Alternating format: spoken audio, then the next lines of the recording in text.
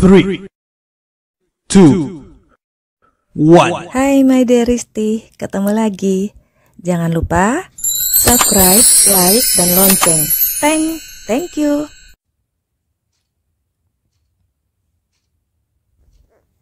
Hai semua, baik dan sehat kan my dearisti?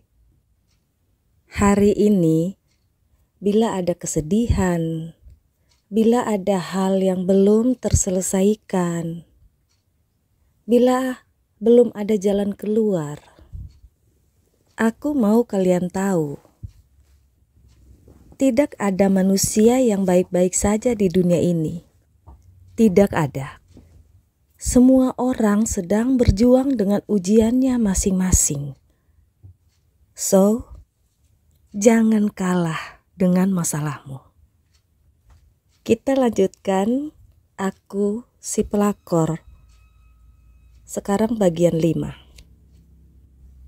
Masih ingat kan bagaimana pertemuan Sarah dengan Vita, istri Rio? Bagaimana Sarah menghadapi Vita yang ternyata mengalami depresi, atau mungkin sudah berupa gangguan kejiwaan. Sarah menatap Vita yang senyum-senyum melihat foto-foto dan video-video di handphone Sarah. Seperti anak kecil. Apa dia gak pernah melihat HP ya? Pikir Sarah.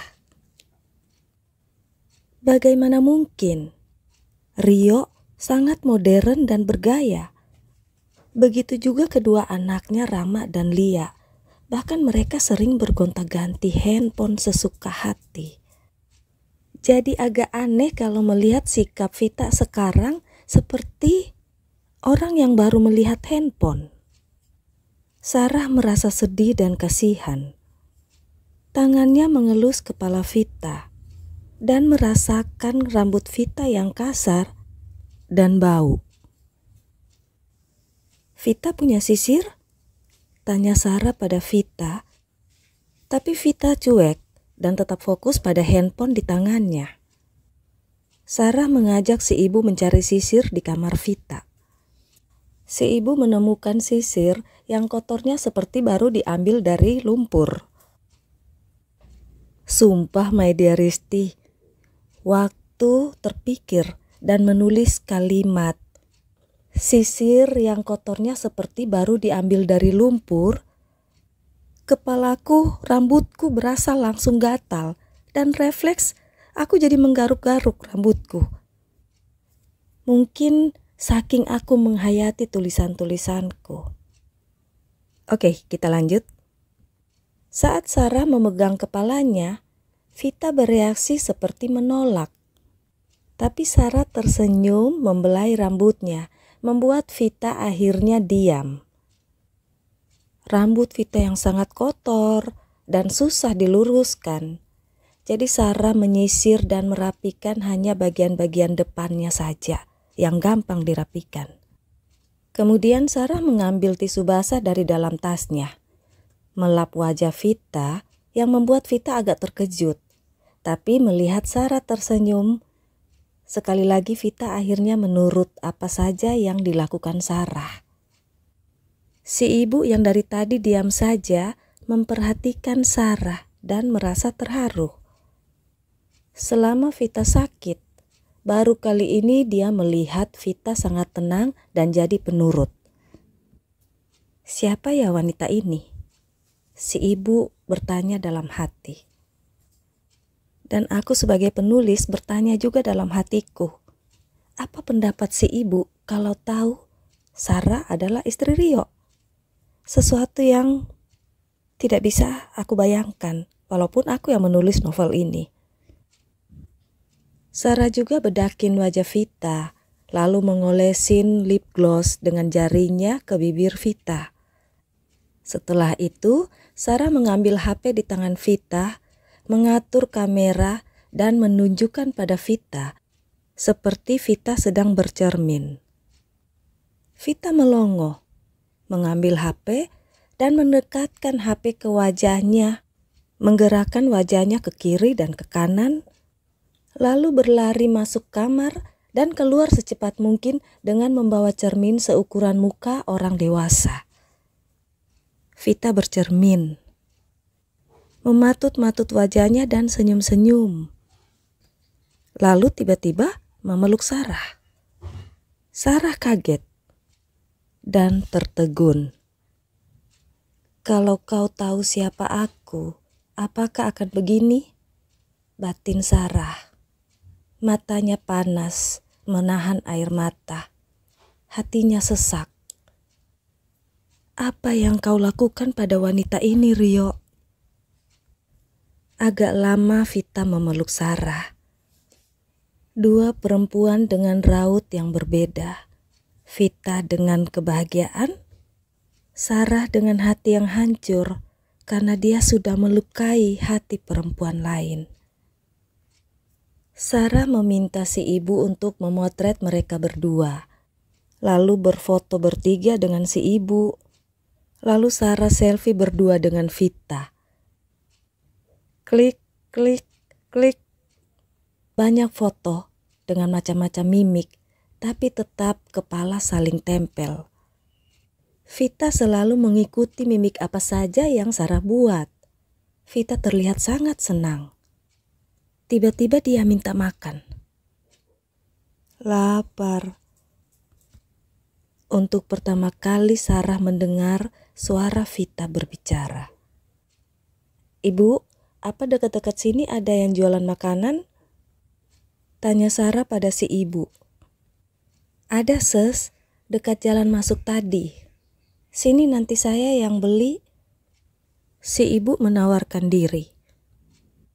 Sarah mengambil uang di dompetnya dan meminta si ibu membeli beberapa macam makanan. Sementara Vita sudah sibuk senyum-senyum di depan cermin. HP-nya berbunyi, tanda ada pesan masuk. Sarah mengambil HP di tangan Vita dan membuka pesan yang masuk. "Tante Rara di mana?" Itu pesan dari Lia. Berarti Lia sudah tahu Sarah ada di Manado. Sarah tidak sempat membalas pesan Lia itu karena Vita mengambil HP itu lagi dan meminta Sarah untuk menunjukkan foto-foto mereka tadi.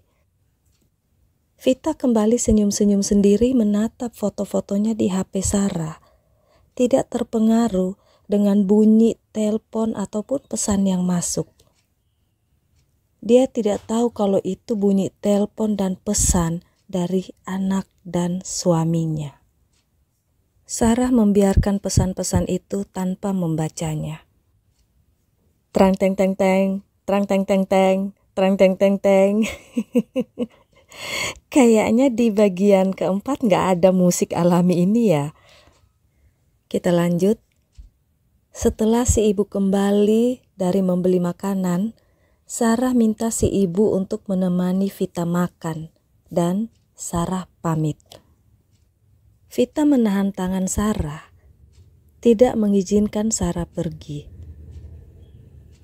"Nanti saya datang lagi ya, Fit," kata Sarah membujuk Vita untuk melepaskan tangannya. "Ya, itu hanya bujukan. Aku tidak akan pernah kembali lagi ke rumah ini," kata Sarah dalam hati. Vita memeluknya dengan lama. Sarah memberi si ibu uang dan pergi, berjalan melewati jalan yang dia lewati saat datang. Sarah mencari ojek, dan rupanya salah satu dari cowok-cowok yang nongkrong pada saat Sarah datang tadi mau mengantarkan Sarah, dan tentu saja Sarah membayarnya. Singkat cerita, Sarah sampai di tujuannya di sebuah pantai. Kalau ceritanya nggak disingkat kan lama ya, si ojeknya sama Sarah di jalanan. Bisa jadi sejam, 2 jam, apalagi kalau macet. Manado itu udah macet parah loh, sama kayak Jakarta. Yup, kembali ke laptop. Sarah menangis menumpahkan sesak hatinya yang sudah dia tahan beberapa hari ini. Mengapa aku bisa terjebak begini? Mengapa aku begitu bodoh? Dia menatap laut di depannya, menatap langit penuh bintang. Indah, tapi hatinya sakit. Aku harus pergi dari kerumitan ini. Aku harus meninggalkan Rio. Tekad Sarah dalam hati. Teleponnya berbunyi. Rio menelponnya. Juga ada begitu banyak pesan dari Lia. Sarah menarik napas. Itu cara Rio. Setiap Sarah dan Rio bertengkar, Rio pasti akan menggunakan anaknya Lia sebagai jembatan komunikasi, sebagai cara meluluhkan hati Sarah. Kali ini, Sarah bertekad untuk bertahan, untuk tidak merespon. Tapi saat Vina menelponnya, Sarah langsung mengangkatnya. "Kamu di mana, Ra? Baik-baik saja kan?" tanya Vina. "Aku baik, Vin. Bisa telepon ke HP yang satu? Yang ini aku mau off," kata Sarah. Vina langsung mematikan teleponnya dan sesaat kemudian HP Sarah yang satunya lagi berbunyi. "Kamu di mana, Ra? Aku sangat khawatir tahu. Rio nelpon-nelpon aku terus-menerus. Makanya aku tahu pasti ada sesuatu yang tidak beres." "Aku di pantai, Vin," jawab Sarah pelan. Vina sudah tahu pantai mana yang dimaksud oleh Sarah. Dia sudah menduganya. Dari dulu, setiap ada masalah, Sarah pasti ke pantai atau ke gunung. Saat ini nggak mungkin dong Sarah ke gunung, jadi pasti ke pantai. Itu logikanya Vina. "Aku jemput dan kita jalan-jalan, oke? Pokoknya kamu tunggu di situ sampai aku datang. Jangan kemana-mana." Lalu telepon terputus. Sarah membuka handphonenya dan melihat, juga membaca semua pesan-pesan yang masuk. Dari Rio ataupun dari Lia. Dan ternyata juga ada dari Vina. Sebelumnya, Sarah sudah mengatur handphonenya dengan mode fly. Jadi dia tidak akan terganggu dengan bunyi telepon ataupun pesan yang masuk. Secara tidak sengaja galeri handphonenya terbuka. Sarah melihat foto-fotonya bersama Vita tadi. Melihat wajah Vita. "Apa yang kau alami, Vita?" batin Sarah. Sarah memilih satu foto yang mereka berdua tertawa dengan mata melotot seolah-olah sedang dicekik lehernya.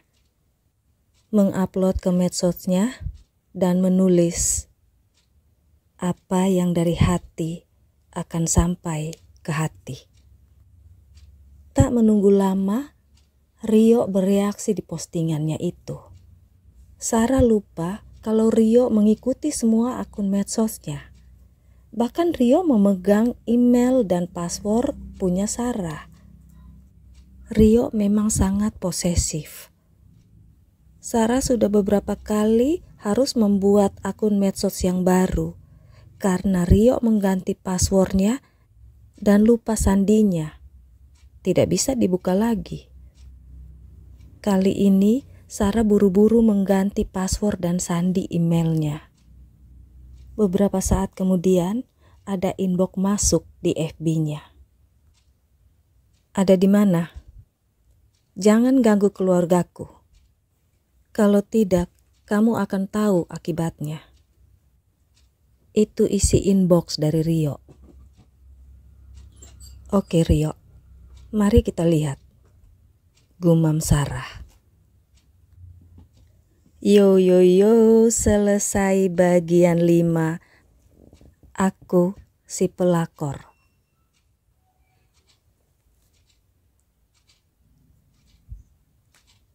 Pernahkah kau dengarkan burung-burung bernyanyi?